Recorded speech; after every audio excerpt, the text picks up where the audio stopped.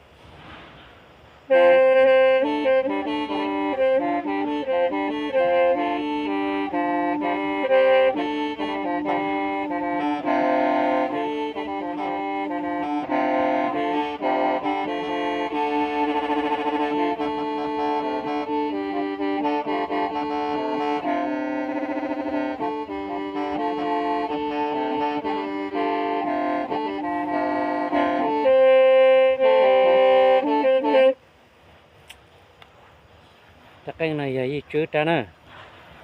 chứ ya nhẹ gì ya tỏ nắm nhuần ta nè em mất chua xí mình nó sẽ để vô lại cái này đó